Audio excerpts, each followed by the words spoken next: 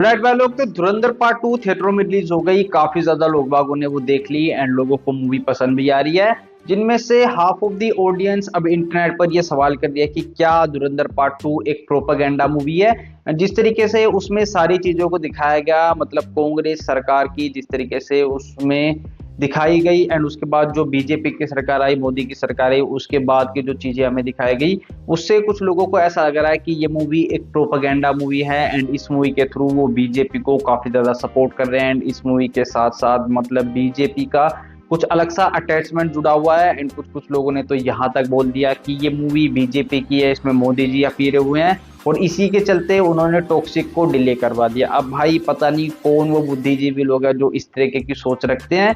And internet पर भाई इस मूवी को लेकर इतना ज्यादा हेट फैलाया जा रहा है कि ये एक प्रोपेगेंडा मूवी है, इसमें कांग्रेस की सरकार को विलन दिखाया गया है एंड बीजेपी की सरकार को एक हीरो की तरह, एक सुपर हीरो की तरह ट्रीट किया गया है कि कैसे एक 56 इंच वाले सीने की सरकार अगर चाहे तो पाकिस्तान को घुटनों पर ला सकती है, जो पिछले 75 साल की सरकार ने नहीं किया। एंड मूवी के डायरेक्टर आदित्य धर ने जिस तरीके से सारी चीजों को दिखाया, तो क्या ये एक अच्छी मूवी बनाने की एक कीमत हो सकती है? मतलब एज अ ऑडियंस मैं आपसे जानना चाहता हूँ कि अगर आपको एक अच्छी मूवी देखने को मिले और उस अच्छी मूवी में अगर किसी पॉलिटिकल पार्टी को थोड़ा मजबूत दिखाया जाए, तो क्या इतनी सी कीमत ऑडियंस नहीं चुका सकती? और क्या शायद यही वो चीज है कि एक अच्छी मूवी बनाने की, एक अच्छी ऑडियंस को प्रेजेंटेशन दिखाने की कोई कीमत होती है? एंड वीडियो में आगे बढ़ने से पहले मैं यहाँ पर एक चीज जरूर से मेंशन करना चाहूंगा, ना ही मैं आदित्य धर को सपोर्ट करने आया हूँ और ना ही इस मूवी के लिए कोई जस्टिफिकेशन या कोई सफाई देने आया हूँ, और ना ही मैं बीजेपी को लेकर इस मूवी में बात करूंगा और ना ही कांग्रेस के सपोर्ट में किन्हीं चीजों का पक्ष रखूंगा।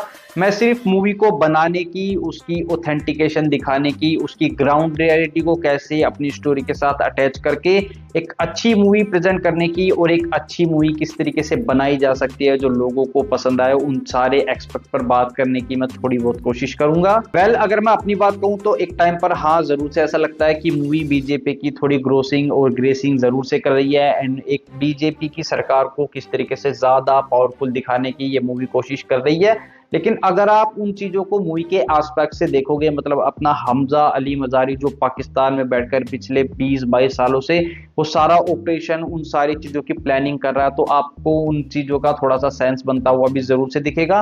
एंड शायद आदित्य धार ने इसीलिए उन सारी चीजों को अपनी मूवी में दिखाने का डिसीजन लिया। अगर आपने मूवी देखी है तो आप जानते ही होंगे कि कैसे हमजा अली मजारी के सारे ऑपरेशंस के पीछे हमारी इंडियन गवर्नमेंट का कितना बड़ा हाथ था एंड जो जो डिसीजन वो वहां पर ले रहा था और जिस तरीके की इंफॉर्मेशन वो इंडिया के पास पहुंचा रहा था, उन्हीं के लिहाज से, उन्हीं के बिहाफ पर हमारी इंडियन गवर्नमेंट ने वो सारे के सारे डिसीजन लिए एंड शायद उन्हीं डिसीजंस के चलते ऐसा मूवी में दिखाया गया है कि हमजा का जो भी प्लान था वो पूरी तरीके से सक्सेसफुल हुआ एंड पाकिस्तान का जो प्लान था, मेजर इकबाल का जो प्लान था कि इंडिया को पूरी तरीके से बर्बाद करने का, वो धरा का धरा रह गया। जिन्होंने मूवी नहीं देखी है उनसे तो मैं क्या ही कहूं, लेकिन जिन्होंने मूवी देखी है वो शायद इस बात को समझ पाए कि आदित्य धार ने सिर्फ अपनी स्टोरी को ज्यादा रियलिस्टिक रखने के लिए, अपनी मूवी को ज्यादा ग्राउंडेड रखने के लिए उन सारी चीजों का मूवी में इस्तेमाल किया गया है। As a sequence, as a action हमें देखने को मिली और ऐसा सिर्फ अपने आदित्य धार ही कर सकते हैं। और जिस तरीके से उन्होंने इस मूवी को बनाने के बोल्ड चॉइस लिए हैं, शायद ही कोई दूसरा डायरेक्टर लेता। एंड मैं ऑनेस्टली कहूंगा कि इन्हीं सारे डिसीजंस की वजह से ये मूवी इतनी अच्छी बनी एंड मूवी इतनी ज्यादा इंजॉयबल बनी एंड मूवी के साथ लोगों ने जो कनेक्शन फील किया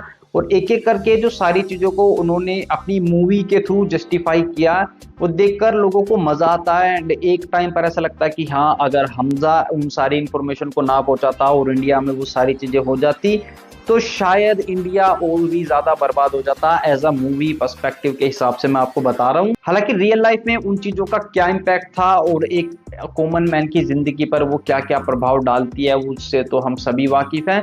फिर चाहे आप नोटबंदी की बात लगा लो, 2014 में मोदी सरकार आने की बात लगा लो, या फिर पुलवामा अटैक लगा लो, या फिर उड़ीदा सर्जिकल स्ट्राइक लगा लो, उन सारी चीजों को मूवी में मेंशन किया गया है। एंड जिस तरीके से आदित्य धार ने अपनी मूवी में उन सारे इंसिडेंट्स को जो हमने पिछले 10 सालों में देखे हैं, उन सारे इंसिडेंट्स को अपनी मूवी में यूज किया है, वो एक तरीके की रियल अप्रोच दिखाता है, आपकी मूवी को ग्राउंडेड रखता है एंड लोगों को काफी ज्यादा कनेक्ट फील करवाने की वो पूरी की पूरी फील देता है और शायद इसी के चलते आदित्य धार ने उस तरीके का डिसीजन लिया होगा। और इन सारी बातों का मतलब ये नहीं कि मैं आदित्य धार का पक्ष रख रहा हूँ या फिर मैं इस मूवी को सपोर्ट कर रहा हूँ। मैं सिर्फ इतना बोलना चाहता हूँ कि एक अच्छी मूवी बनाने की शायद यही वो कीमत होगी जो आदित्य धार अपनी ऑडियंस से एक्सपेक्ट कर रहे होंगे। अगर आपको एक अच्छी मूवी देखनी है तो आपको थोड़ी बहुत किसी पॉलिटिकल पार्टी की ग्रेसिंग या ग्रोसिंग थोड़ी तो झेलनी पड़ेगी। एंड ये उनका अपना पर्सनल डिसीजन था अपनी मूवी को वो किस तरीके से बनाएंगे। एंड एक बात हमेशा से याद रखनी चाहिए कि आर्ट हमेशा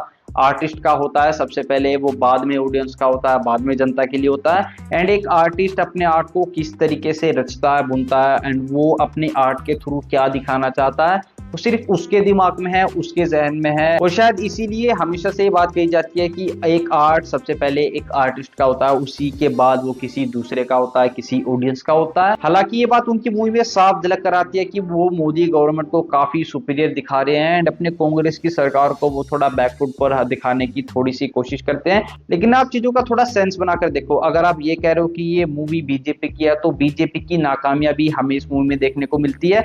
सबसे पहले ये मूवी स्टार्ट होती है इसके फर्स्ट पार्ट में कांधार हाईजैक के साथ। तो वो कांधार हाईजैक जब हुआ था तो वो साल 2002 के आसपास हुआ था। एंड वहां पर उस टाइम पर पता है किसकी सरकार थी? अटल बिहारी वाजपेयी के नेतृत्व की बीजेपी की सरकार थी। तो वहां पर उस सरकार का हमें एक नेगेटिव पॉइंट देखने को मिलता है। एंड उसके बाद हमें देखने को मिलता है कि संसद पर किस तरीके का हमला हुआ। एंड उस दौरान भी बीजेपी की ही सरकार थी। एंड जो लोग ये बोल रहे थे कि ये बीजेपी की मूवी है तो शायद उनको ये बात सुनकर मजा आ जाए कि जब ऑपरेशन धुरंधर की जो टाइमलाइन दिखाई है वो दिखाई है साल 2004 में। एंड साल 2004 में सरकार थी कांग्रेस की। तो ये बात रही 2009 से लेकर 2014 तक जब कांग्रेस की सरकार थी। एंड उसके बाद 2014 से लेकर आज प्रेजेंट टाइम तक हमारी बीजेपी की सरकार है। एंड बीजेपी की सरकार में ही वो सारे बड़े बड़े डिसीजन लिए गए जो हमारी इंडियन हिस्ट्री को थोड़ा सा चेंज करते हैं, थोड़ा सा मॉडिफाई करते हैं। 2014 में मोदी सरकार को लाया गया और इंडिया की जनता ने जिस तरीके से कांग्रेस का तख्ता पलट किया था वो वाकई हिस्टोरिकल मूवमेंट था। एंड फिर जब मोदी सरकार ने डिमोनेटाइजेशन किया तो वो उससे लोग बागों को काफी ज्यादा परेशानी हुई थी, लंबी लंबी लाइनें लगी थी, लोग बाग कतारों में घंटों खड़े रहे थे। एंड आज भी उस पर सवाल उठाया जाता है कि वो डीमोनेटाइजेशन क्यों किया गया था, उससे देश को क्या फायदा हुआ। लेकिन मूवी में ऐसा दिखाया गया कि पाकिस्तान से 60,000 करोड़ से भी ज्यादा का Indian fake currency note India में आने वाला था जो इंडिया में होने वाले यूपी के इलेक्शंस में यूज किया जाना था। और उसी चीज को रोकने के लिए, इंडिया को बर्बाद होने से बचाने के लिए ऑपरेशन लीव को लाया गया। एंड एग्जैक्ट उसी टाइम पर डीमोनेटाइजेशन का फैसला लिया गया जिससे वो पूरा का पूरा 60,000 करोड़ जो पाकिस्तान में फेक करेंसी नोट पड़ा था वो पूरी तरीके से बर्बाद हो गया। और ये सब हुआ किसकी वजह से? हमजा अली मजारी की इंफॉर्मेशन की वजह से। एंड ये बात सुनकर काफी सारे लोगों को ऐसा लगेगा कि आदित्य धार डिमोनेटाइजेशन को जस्टिफाई कर रहे हैं और उसका एक अनसर्टेन सा आंसर देने की कोशिश कर रहे हैं। लेकिन आप एज अ सिनेमा लवर देखो, आप इस चीज को सिर्फ एक मूवी के पर्सपेक्टिव से देखोगे तो अगर हमजा अली मजारी उन सारी चीजों को दिखा रहा है, उन सारी चीजों की इंफॉर्मेशन दे रहा है तो हमारी इंडियन गवर्नमेंट इसी तरीके का डिसीजन लेती, अब चाहे वो बीजेपी की सरकार होती उस टाइम पर या फिर कांग्रेस की सरकार। अगर वो ज्यादा नेसेसिटी रखता और अगर सच में हमारी इंडियन गवर्नमेंट को ऐसा लगता कि हाँ 60,000 करोड़ जो इंडिया में फेक करेंसी आएगी तो हमारी इकोनॉमी को, हमारे लोगों को कितना ज्यादा पीछे लेकर जाएगी। और शायद इसी चीज के चलते वो हर कोई गवर्नमेंट इस तरीके का डिसीजन जरूर से लेती। एंड ये काफी सब्जेक्टिव मैटर हो जाएगा कि आदित्य धार उस चीज को अपनी मूवी में कैसे दिखाते हैं और उस इंसिडेंट्स को उन्होंने रियल लाइफ से कितनी खूबसूरती के साथ जोड़ा। आप वो सारी डिटेलिंग नोटिस करो, मतलब आप एक अच्छी मूवी देख रहे हो, इतने डिटेलिंग के साथ देख रहे हो तो आपको देखने में उन चीजों को काफी ज्यादा मजा आएगा। आप उस चीज से पूरी तरीके से कनेक्ट कर पाओगे। एंड एक तरीके का विजुअल एक्सपीरियंस और जो अंदर का एक थिएटर एक्सपीरियंस होता है, एक सिनेमा देखने का एक्सपीरियंस होता है, वहां पर ये चीज आपको पूरी तरीके से हिट करती है।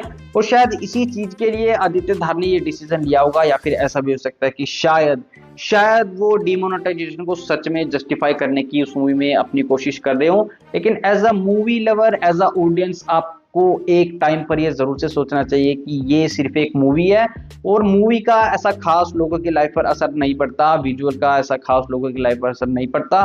क्योंकि अगर उन चीजों का असर पड़ता तो मूवी स्टार्टिंग होने से पहले हर मूवी की स्टार्टिंग में ऐसा बोला जाता, मतलब हमें विजुअल दिखाए जाते हैं कि तंबाकू का सेवन स्वास्थ्य के लिए हानिकारक है, शराब का सेवन स्वास्थ्य के लिए हानिकारक है। लेकिन क्या उसके बाद लोग बाग उन चीजों को छोड़ देते हैं? क्या शराब के ठेके बंद हो गए हैं और दुकानों पर मिलने वाली बीड़ी सिगरेट क्या बंद हो गई या नहीं? लोग बाग उन चीजों को पूरी तरीके से कंज्यूम करते हैं। एंड वो सिर्फ देखकर उन चीजों को इग्नोर कर देते हैं। एंड ऐसा ही इस मूवी के साथ हमें शायद as a smart audience treat करना चाहिए कि वो सिर्फ एक मूवी है, उसको देखो, एंजॉय करो और 2-2.5 महीने बाद भूल जाओ। आप इस चीज पर क्यों नहीं डिस्कशन कर रहे हो कि ये एक बीजेपी की मूवी है, ये कांग्रेस की मूवी है। आप इसको एक एज अ सिनेमा की तरह देखो। एक डायरेक्टर ने अपनी अपनी कहानी को लोगों के साथ प्रेजेंट किया है, आपको अच्छी मूवी देखने को मिली है, उसका विजुअल प्रेजेंटेशन, उसके पूरी एस्थेटिक, आपको काफी सारी डिटेल देखने को मिलती है। खासकर अपने इंडियन सिनेमा में इतनी डिटेलिंग और इतनी बेहतरीन तरीके से मूवी को प्रेजेंट किया जाता है। आप लास्ट टाइम बताओ इतनी डिटेलिंग और इतने बेहतरीन प्रेजेंटेशन के साथ आपने कौन सी मूवी देखी थी। शायद ही आपके जहन में कोई नाम याद आएगा, लेकिन आप धुरंधर द रिवेंज मूवी को देखो तो आपको ये एंटरटेनमेंट देगी, आपको खूब सारे एक्शन सीक्वेंस देखने को मिलेंगे, खूब सारी पॉलिटिक्स देखने को मिलेगी, और एक इंडिया का स्पाई पाकिस्तान में रहकर किस तरीके से काम करता है, वो अपने पूरे के पूरे ऑपरेशंस को कैसे फंक्शन तरीके से, ऑर्गेनाइज तरीके से एग्जीक्यूट करने की पूरी कोशिश करता है, और हमारी इंडियन गवर्नमेंट उस पर क्या क्या टेक लेती है, वो सारी चीजें आपको इस मूवी देखने को मिलेगी। एंड पता नहीं ये बात मुझे बोलनी चाहिए नहीं, लेकिन अगर 2014 के टाइम पर कांग्रेस की सरकार होती तो शायद तब भी आदित्य धर उसी तरीके के डिसीजन जरूर से लेते। हाँ, मैं मानता हूँ कि आदित्य धर ने जो हमारे इंडिया में रिसेंटली काफी सारी घटनाएं हुई हैं, उन सारी चीजों को अपनी मूवी किस तरीके से दिखाया, मतलब आतिफ अहमद वाला जो मूवी का पहला ही सीन है, उसको उन्होंने जब दिखाया तो मेरे दिमाग में घंटी बज गई थी कि इस बंदे की फील्डिंग जरूर से सेट होगी। एंड जिस तरीके से आदित्य धर ने उस चीज को, मतलब आतिफ अहमद का जो मर्डर हुआ था कोर्ट के बाहर, 2 लोगों ने उनकी बर्बर तरीके से हत्या कर दी थी, हालांकि उस चीज के पक्ष में मैं बिल्कुल भी नहीं हूँ। ऐसा बिल्कुल भी नहीं करना चाहिए, क्योंकि ये लॉ एंड ऑर्डर की पूरी तरीके से धज्जियां उड़ाने के समान होगा। लेकिन जिस तरीके से वो पूरा का पूरा इंसिडेंस घटा था एंड आदित्य धर ने अपनी मूवी में उस चीज को कैसे इंप्लीमेंट किया, उसके पीछे की उन्होंने क्या बैक स्टोरी रची, वो देखकर आपको थोड़ा सा मजा जरूर से आता है। एक टाइम पर जब मूवी का क्लाइमैक्स होने वाला होता है एंड मेजर इकबाल एक बड़े आतंकी हमले की इंडिया में पूरी तरीके से तैयारी कर रहा होता है, तो वहां पर आतिफ अहमद का पूरा कनेक्शन आदित्य धर, मेजर इकबाल के साथ दिखाया गया है। तो मैं ये मानता हूँ कि ये पूरी की पूरी क्रिएटिव लिबर्टी है, लेकिन इस तरीके का डिसीजन लेना शायद उनकी अपनी प्रॉब्लम होगी एंड उनका अपना डिसीजन होगा। लेकिन लोगों को वो देखकर मजा आ रहा है, लोग बाग उस चीज को एंजॉय कर रहे हैं, तो आपको एंजॉय करना चाहिए। एंड आई डोंट नो उसके पाकिस्तान के साथ कनेक्शन थे या नहीं, इस बात का तो कोई सबूत नहीं है, लेकिन वो एक अच्छा इंसान था, इस बात का भी कोई सबूत नहीं है। मतलब उसके ऊपर काफी सारे मर्डर के केस चल रहे थे, एक्सटॉर्शन के केस चल रहे थे, डकैती, फिरौती और किसी की भी जमीन को हड़प लेना, इस तरीके के सारे केसेस उन पर चल रहे थे और वो उन सारे केसेस की सजा भुगत रहा था। खैर, ये एक पॉलिटिकल और लॉ एंड ऑर्डर का मुद्दा, हम उस तरफ नहीं जाते हैं। मैं सिर्फ इतना कहना चाहता हूँ कि आदित्य धर की धुरंधर पार्ट 2 को आप एज अ बीजेपी या कांग्रेस की मूवी मत देखो, आप इसको एक इंडियन मूवी की तरह ट्रीट करो। आपको विजुअल, आपको प्रेजेंटेशन एंड पूरी की पूरी स्टोरी आपको देखकर काफी ज्यादा मजा आएगा। मूवी को देखो, एंजॉय करो एंड 2-2.5 महीने बाद भूल जाओ। और अगर ये सारा डिस्कशन सुनने के बाद भी अभी भी आपको ऐसा लगता है कि आदित्य धर ने एक प्रोपेगेंडा मूवी बनाई है, तो मैं आपको एक ऐसी बात बताने जा रहा हूँ कि शायद ये सुनकर आपका थोड़ा सा सोचने का तरीका बदल जाए। राकेश बेदी, जिन्होंने जमील जमाली का कैरेक्टर इस मूवी में प्ले किया है, उनके कैरेक्टर से बिल्कुल लास्ट क्लाइमैक्स में ऐसा ट्विस्ट फेंकर मारा आदित्य धर ने कि लोग बागों के तोते उड़ गए थे। मूवी में ऐसा दिखाया गया कि जमील जमाली को 45 साल पहले पाकिस्तान में भेजा था वहां की पॉलिटिक्स में घुसने के लिए एंड उन्होंने ऐसा किया एंड पिछले 45 साल से वो पाकिस्तान में रहकर इंडिया के लिए काम कर रहे थे। वो इंडिया के एजेंट थे, इंडिया के एसिड थे एंड हमजा अली मजारी यानी अपने जसकीरत सिंह रंगी और जितने भी इंडिया के थ्रू भेजे गए पाकिस्तान में हमारे इंडिया के एसिड थे, एजेंट थे, उन सभी को उन्होंने लीड किया, हर तरफ उन्होंने बचाया एंड जिस तरीके से उनके डिसीजन लेने थे हर एक टाइम पर उन्होंने उसको सपोर्ट किया। एंड मूवी में स्पेशली मेंशन किया गया कि 45 साल पहले वो पाकिस्तान में गए थे, तो 45 साल पहले किसकी सरकार थी? कांग्रेस की सरकार थी। तो भाई आदित्य धर ने कोई प्रोपेगेंडा मूवी बनाई है ये तो मुझे नहीं पता, लेकिन आदित्य धर ने थोड़ा सा बीजेपी ग्रोसिंग जरूर से करी है, लेकिन साथ ही साथ उन्होंने कांग्रेस की सरकार को भी पूरी तरीके से ध्यान में रखते हुए अपनी मूवी में मेंशन किया है। एंड शायद यही एक स्मार्ट मूवी मेकर की पहचान होती है कि अगर वो किसी प्रेजेंट टाइम की सरकार को काफी ज्यादा सुपीरियर दिखा रहा है। तो पिछली गवर्नमेंट ने अपने देश को लेकर क्या क्या डिसीजन लिए होंगे, उन चीज को भी उनको जरूर से मेंशन करना चाहिए। एंड आदित्य धार ने बिल्कुल वैसा ही किया। खैर, अंत में जाते जाते एक बात जरूर से बोलना चाहूंगा कि एक अच्छी मूवी बनाने की, दिखाने की और देखने की थोड़ी सी कीमत तो हमें चुकानी पड़ेगी, फिर चाहे आपको वो कीमत पसंद हो या ना हो। उस सरकार को लेकर आप जो भी सोचते हो, लेकिन मूवी काफी ज्यादा अच्छी है, उसको मूवी की तरह ट्रीट करो, सिनेमा की तरह ट्रीट करो, देखो, एंजॉय करो और भूल जाओ। बाकी आप बताओ, आपने धुरंधर मूवी देखी तो उसको देखने के बाद आपके दिमाग में क्या आया, वो मैं जरूर से जानना चाहूंगा। क्या आदित्य धार ने सच में एक प्रोपेगेंडा मूवी बनाई है, या फिर आप इस चीज को एक अलग तरीके के नजरिए से देखते हो, वो मैं जरूर से जानना चाहूंगा। एंड ये वीडियो अच्छा लगा हो तो लाइक कर देना, ये डिस्कशन पसंद आया हो, और अगर आपका कोई दोस्त ऐसा सोचता है कि आदित्य धार ने एक प्रोपेगेंडा मूवी बनाई है, तो शायद ये वीडियो देखने के बाद उनका मैं थोड़ा सा पर्सपेक्टिव चेंज कर पाऊं, तो ये वीडियो उन लोगों के साथ शेयर कर देना। और इस चैनल पर कैसे नया तो सब्सक्राइब जरूर से कर लेना। बाकी मिलूंगा आपसे अगली वीडियो में, तब तक के लिए खुश रहिए, पेड़ लगाते रहिए और देखते रहिए रिएक्शन टाइम।